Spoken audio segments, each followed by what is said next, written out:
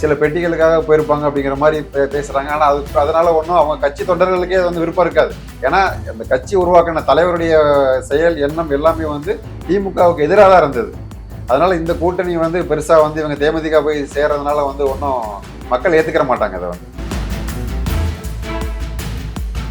எங்க கூட்டணி தான் ஆட்சிக்கு வரும். ஏன்னா அதுக்கு வந்து மக்கள் மத்தியில வந்து திமுகவுக்கு எதிரான அலை வந்து ரொம்ப அதிகமா இருக்கு. விலைவாசி உயர்வு இருக்குது, சொத்து வரி உயர்வு இருக்கு. அதே மாதிரி பாத்தீங்கன்னா ஃபுல்லா போதை பொருள் பாத்தீங்கன்னாக்க இன்னைக்கு வந்து எல்லா கிராமங்கள்லயும் வந்து பார்த்தா பூரா கேன்ஸ் பூரா போதை பொருள் நடமாட்டம் அதிகமா இருக்கனால வந்து ஆட்சியாளர் மேல வந்து பயங்கரமான அதிருப்தி இருக்கு. விமானத்தில் வந்து பார்த்தீங்கன்னா திருச்சி ஏர்போர்ட்டு, தூத்துக்குடி ஏர்போர்ட் இங்கெல்லாம் வந்து நம்ம விரிவாக்க பணிகள் நிறைய வந்து நம்ம மத்திய அரசு செஞ்சிருக்கு. எய்ம்ஸ் மருத்துவமனை வந்து இன்னைக்கு மதுரையில் பண்ணி இன்னைக்கு அது சிறப்பாக இன்னைக்கு வேலைகளும் போயிட்டு இருக்கு. அது வந்து நம்ம தமிழ்நாட்டுக்கே மிகப்பெரிய ஒரு ப்ராஜெக்ட் எய்ம்ஸுங்கிறது இன்னைக்கு. ஏன்னா ஆல் இண்டியா லெவலில் வந்து இந்த தென் மாவட்டத்து மக்கள்லாம் பயனடைகிறதுக்கு, தமிழ்நாட்டு மக்களும் பயனடைகிறதுக்கு ஒரு அருமையான திட்டம். போக்குவரத்து வசதிகள் வந்து ரொம்ப முக்கியமானதாக நம்ம பார்க்குறோம். அப்போ ரயில் போக்குவரத்துங்கிறது வந்து சாதாரண ஏழை நடுத்தர மக்கள் வந்து வந்துட்டு போகிறதுக்கான இது வந்து அதில் தான் கிடைக்குங்கிறதுனால நிறைய ரயில் போக்குவரத்து வசதிகள் வந்துன்னா அது வந்து எல்லா இடத்துலேருந்து இணைக்கக்கூடியது. அப்போ தமிழ்நாடு மட்டும் இல்லாமல் உங்களுக்கு மற்ற மாநிலங்களில் வந்து அதிகமான மக்கள் வந்து இங்கே நம்ம குற்றாலத்தை நோக்கி வரும்போது குற்றாலத்தினுடைய டூரிஸ்ட் வந்து டெவலப் ஆகும்.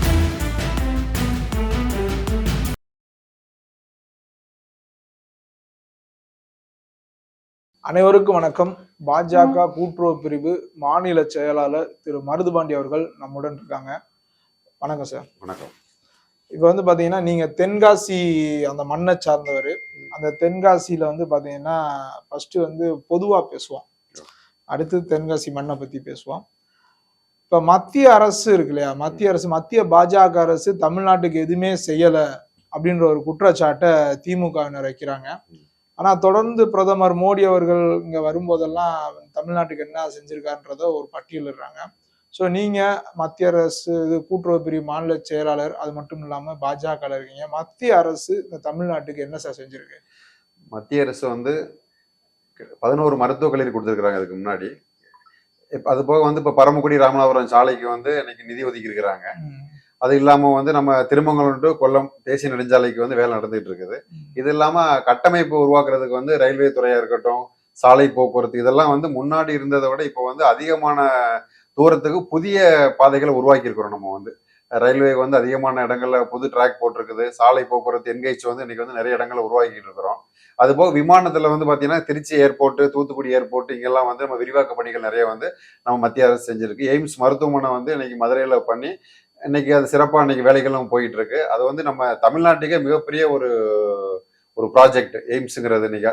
ஏன்னா ஆல் இண்டியா லெவலில் வந்து இந்த தென் மாவட்டத்து மக்கள்லாம் பயனடைகிறதுக்கு, தமிழ்நாட்டு மக்களும் பயனடைகிறதுக்கு ஒரு அருமையான திட்டம்.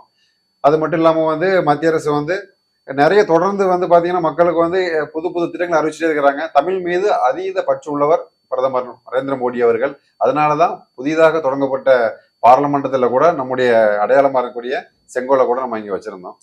இப்ப வந்து பாத்தீங்கன்னா தென்காசியில நீங்க அந்த மண் சார்ந்தவர்னால அந்த மாவட்டத்துக்கு தொடர்ந்து நிறைய கோரிக்கைகள் மத்திய அரசாங்கத்தை வச்சுட்டு இருக்கீங்க. அதுல நிறைவேற்றப்பட்டதுல என்ன சார்? சார் நம்ம என்னன்னா எங்க மாவட்டம் வந்து முழுக்க முழுக்க பிரதான தொழில் வந்து விவசாயமும் சுற்றுலாவும் தான். அப்ப அங்க சுற்றுலா வந்து நல்லா டெவலப் ஆகணும் அப்படின்னா அடிப்படை வந்து போக்குவரத்து வசதிகள் வந்து ரொம்ப முக்கியமானதை நம்ம பாக்குறோம். அப்ப ரயில் போக்குவரத்துங்கிறது வந்து சாதாரண ஏழை நடுத்தர மக்கள் வந்து வந்துட்டு போறதுக்கான இது வந்து அதுலதான் கிடைக்குங்கிறதுனால நிறைய ரயில் போக்குவரத்து வசதிகள் வந்துன்னா அது வந்து எல்லா இடத்துலேருந்து இணைக்கக்கூடியது. அப்போ தமிழ்நாடு மட்டும் இல்லாமல் உங்களுக்கு மற்ற மாநிலங்களில் வந்து அதிகமான மக்கள் வந்து இங்கே நம்ம குற்றாலத்தை நோக்கி வரும்போது குற்றாலத்தினுடைய டூரிஸ்ட் வந்து டெவலப் ஆகும். அதன் மூலமாக வந்து நிறைய வியாபாரிகளுக்கு, பொதுமக்களுக்கு, வியாபாரங்களுக்கு அந்த பொருளாதாரம் கூடும்போது அந்த மாவட்டத்தினுடைய பொருளாதார வளர்ச்சி மேம்படும் அப்படிங்கிறது என்னுடைய கருத்து. ஏன்னா ஏற்கனவே பார்த்தீங்கன்னாக்கா அகத்தியர் வந்து உலகத்திலேயே ஃபர்ஸ்ட் வந்து அறுவை சிகிச்சை பண்ணதே வந்து தென்காசி மாவட்டம் தோரணமலைன்னு சொல்லுவாங்க, அங்கேதான். அதனால வந்து நிறைய கோயில் ஆன்மீக தலங்கள் இருக்கு, சுற்றுலா இருக்குது. சுற்றுலாவை வந்து முக்கியமா டெவலப் பண்ணணும், அதன் மூலம் மக்களுக்கு வருவாய் ஈட்டணுங்கிறதுக்காக இந்த ரயில்வே கோரிக்கையில வந்து நான் தொடர்ந்து பண்ணிக்கிட்டு இருக்கிறேன். இதுல வந்து நீங்க கேட்டது மாதிரி என்ன நடந்திருக்குன்னா இந்த கொயிலன் எக்ஸ்பிரஸ் எல்லாம் வந்து டைம் வந்து மதியத்தில் போயிட்டு இருந்தது, அதை நேரம் மாற்றி கொடுத்தோம். புதிய ட்ரெயின் டைம் மாற்றி கொடுத்தோம். அது போக வந்து கொரோனா இதெல்லாம் வந்து பேசஞ்சர் நிறைய passenger Madurai to Sengottai passenger நிப்பாட்டி வச்சிருந்தாங்க. அதை நான் மத்திய அரசு நடத்திட்டு பெரிய மாநில செயலர் வந்தோடனே முதல் கோரிக்கையே மதுரை டிஆர்எம் பார்த்து அந்த இடையில நிப்பாட்டி இருந்த அந்த செங்கோட்டை பேசஞ்சர்லாம் வந்து மறுபடியும் கொடுங்கன்னு சொல்லி கேட்டிருந்தோம். அப்புறம் ஈரோடுல இருந்து திருநெல்வேலி வரைக்கும் வந்து ஒரு பேசஞ்சர் ஓடிக்கிட்டு இருந்தது ரெகுலர். அதை வந்து செங்கோட்டை வரைக்கும் எக்ஸ்டெண்ட் பண்ணோம். அதை நம்ம மத்திய அமைச்சரான எல் முருகன் அவர்கள், அப்ப சட்டமன்ற குழு தலைவராக இருந்தார் நயினார் நாகேந்திரன் அவர்கள், இவங்க கவனத்துக்கு நம்ம கொண்டு போனோம். மாநில தலைவர் அண்ணாமல் எல்லாம் கொண்டு போய் பாஜக சார்பாக நம்ம என்ன பண்ணோம்னா அதை மக்களுக்கு வந்து செங்கோட்டை வரைக்கும் எக்ஸ்டெண்ட் பண்ணோம். இதனால வந்து திருப்பூர், ஈரோடு அந்த பகுதியில் வேலைக்கு இருக்கிற மக்கள், கல்லூரியில் வரவங்க எல்லாம் டெய்லி வந்துட்டு போறதுக்கு இது வசதியா இருக்குது. இப்ப நீங்க அதிகமா இப்ப தென்காசியில வந்து அதிகமா ரயில்வேக்கு முக்கியத்துவம் கொடுக்கறதுக்கு காரணம் என்ன சார்? சார், ரயில்வேங்கிறது வந்து மக்களா இன்னைக்கு தினசரி வாழ்வியல வந்து ஒரு அங்கம் வகிக்கிறது. சிறு வயதுல வந்து நான் வந்து கல்லூரியில போகும்போதும் வந்து நான் வந்து ஒரு ட்ரெயின் ஸ்டூடெண்ட் அடிப்படை. ஸோ அதனால அதில் அதிகமாக நான் வந்து பார்த்தீங்கன்னா கிட்டத்தட்ட வந்து ஒரு 4-5 வருஷமா ட்ரெயின் ஸ்டூடெண்ட். அதனாலவோ என்னமோ தெரியல, இந்த மக்கள் வந்து இன்னைக்கு சாதாரண ஒரு ஏழை மக்களாக இருக்கட்டும், பள்ளி கல்லூரி மாணவர்களாக இருக்கட்டும், வியாபாரிகளாக இருக்கட்டும், அப்போ அவங்களுக்கு வந்து இந்த ரயில் போக்குவரத்து இருந்ததுன்னா எளிதாக வந்து வந்துட்டு போகிறதுக்கோ, அவங்களுடைய சிறு குறு தொழில்கள் வியாபாரங்களை வந்து ஒரு இப்போ விருதுநகர்ல வந்து பொருள் எடுத்துட்டு போய் அங்கே சேல்ஸ் பண்றதுக்கோ இப்படி வந்து அந்த ஒரு வியாபார தொடர்பை ஏற்படுத்தி கொடுக்கும். அப்படிங்கறதுனால தான் அது ஒரு முக்கிய காரணம். அதுபோல் எனக்கு வந்து என்னன்னா நிறைய சுற்றுலா வந்து தென்காசி மாவட்டத்தில் வந்து மிகப்பெரிய சுற்றுலாத்தலம். அது வந்து கிட்டத்தட்ட பெருசா வந்து ஒன்றும் டெவலப் ஆகாம இருந்தது.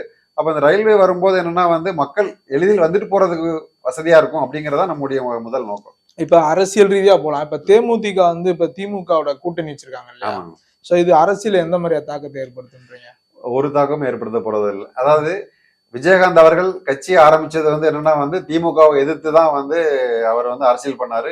20 வருடமா வந்து அவங்க என்ன பண்ணாங்கன்னா திமுகவை தான் கடுமையா விமர்சனம் பண்ணி வந்து விஜயகாந்த் அவர்கள் வந்து பிரச்சாரம் பண்ணாங்க, கட்சி நடத்தினாங்க. ஆனா இன்னைக்கு வந்து பிரேமலதா அம்மையார் வந்து இன்னைக்கு வந்து அவங்க கூட வந்து சில பெட்டிகளுக்காக போயிருப்பாங்க அப்படிங்கிற மாதிரி பேசுறாங்க. ஆனா அதனால ஒன்றும் அவங்க கட்சி தொண்டர்களுக்கே வந்து விருப்பம் இருக்காது.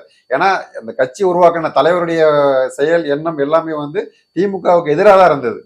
அதனால இந்த கூட்டணி வந்து பெருசா வந்து இவங்க தேமுதிக போய் சேர்றதுனால வந்து ஒன்றும் மக்கள் ஏத்துக்கிற மாட்டாங்க அதை வந்து.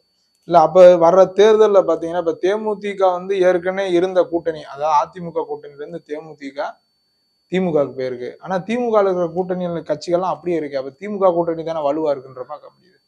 அப்படி நம்ம எடுத்துட முடியாது. ஏன்னா வந்து இப்ப எங்களுக்கும் பாத்தீங்கன்னா வந்து இப்ப ஏடிஎம்கே செயல் வந்து எங்களுக்கு வந்து இப்ப நாங்க கூட்டணி வந்து இப்ப எங்களுக்கு புதுசா சில கட்சிகள்லாம் எங்களுக்கு வந்துட்டு இருக்கிறாங்க. இப்ப நாங்க பிஜேபி, அது அமமுக எங்க கூட உள்ள வந்திருக்கிறாங்க. அது போய் எங்களுக்கு வந்து ஸ்ட்ராங்கா தான் இருக்கு. அவங்களுக்கு வந்து அவங்க கூடயே கட்சிகள் இருக்கிறாங்க அப்படின்னா வந்து அவங்களுக்கு சில என்ன கமிட்மெண்ட் இருக்குங்கிறது தெரியல. இல்ல இப்ப அமமுக வந்து நான் என்ன சொல்றேன்னா, போன பார்லிமெண்ட்ல அமமுக அவங்க கூட தான் இருந்துச்சு. ஆமா. ஆனா வந்து பாத்தீங்கன்னா தேமுதிக இங்க வரும்ன்றதுல அங்க போயிருக்கு. அப்ப உங்களுக்கு தான் பலம் குறைஞ்சிருக்கு. அவங்க வந்து அதான் சார், அவங்க என்னன்னா வந்து அவங்களுக்கு சில எதிர்பார்ப்புகளோட போயிருக்க மாதிரி தெரியுதுங்க. ஏன்னா வந்து மக்கள் வந்து எங்க பக்கம் தான் இருக்கிறாங்க. அவங்க வந்து ஏன்னா இப்ப எங்க கூட வர்ற மாதிரியான ஒரு சூழ்நிலைகள்லாம் உருவாச்சு. ஆனா எதனால திடீர்னு போனாங்கிறது வந்து அது இந்த 2026 தேர்தல்ல சார் திரும்ப திமுக ஆட்சிக்கு வந்துருமா? இல்ல, கண்டிப்பா நாங்க எங்க கூட்டணி தான் ஆட்சிக்கு வரும். ஏன்னா அதுக்கு வந்து மக்கள் மத்தியில வந்து திமுகவுக்கு எதிரான அலை வந்து ரொம்ப அதிகமா இருக்கு. விலைவாசி உயர்வு இருக்குது, சொத்து வரி உயர்வு இருக்கு. அது மாதிரி பாத்தீங்கன்னா ஃபுல்லா போதை பொருள் பாத்தீங்கன்னாக்கா இன்னைக்கு வந்து எல்லா கிராமங்கள்லயும் வந்து பார்த்தா பூரா கேன்சு, பூரா போதை பொருள் நடமாட்டம் அதிகமா இருக்கனால வந்து ஆட்சியாளர் மேல வந்து பயங்கரமான அதிருப்தி இருக்கு. அந்த அதிருப்தி வந்து எங்களுக்கு வந்து சாதகமா இருக்கும். நாங்க ஏன்னா ஏற்கனவே எடப்பாடியார் வந்து நல்ல திட்டங்கள் பண்ணியிருக்காரு. மத்திய அரசாங்கமும் வந்து நல்ல திட்டங்கள் பண்ணியிருக்கும் போது இரட்டை இன்ஜின் மாதிரி 2 பேரும் சேர்ந்து பயணிக்கும் போது தமிழ்நாட்டுடைய வளர்ச்சிக்கு வந்து அது நல்லா இருக்கும். அதனால கண்டிப்பா வந்து எங்க என்டிஏ கூட்டணி ஆட்சி அமைக்கும். இது இப்ப 5000 ரூபாய் கொடுத்திருக்காரு மகளிர் உரிமை தொகை, அதெல்லாம் மக்கள் மத்தியில் நல்ல வரவேற்பு இருக்குல்ல சார்? வரவேற்புங்கிறது மாதிரி நம்ம சொல்லிட முடியாது. அதாவது அவங்க ஏற்கனவே வந்து சொன்னது மாதிரி முன்னாடி வந்து 27 மாசம் லேட்டா தான் கொடுத்தாங்க, அந்த பணம் கொடுத்தாங்க. கடைசியா கடந்த 2-3 வருடங்களா வந்து பொங்கலுக்குலாம் வந்து பொங்கல் பரிசு கொடுக்கல. அதெல்லாம் சேர்த்து வச்சு அப்படி பார்க்கும்போது மக்களுக்கு வந்து அது வந்து லாஸ் தான். தேர்தல் நேரம் வருது அப்படிங்கறதுனால வந்து அவங்களை மக்களை கவர் பண்ணணுங்கிறக்கா அந்த ஒரே ஒரு நோக்கத்துக்காக மட்டும்தான் கொடுத்துக்கிறாங்களே தவிர வந்து மற்றபடி இதுல வந்து மக்கள் மேல வந்து உண்மையிலே பற்று வச்சு கொடுத்த மாதிரி தெரியல. இது தேர்தலுக்கான பணம் அது. ரொம்ப நன்றி சார். நன்றி.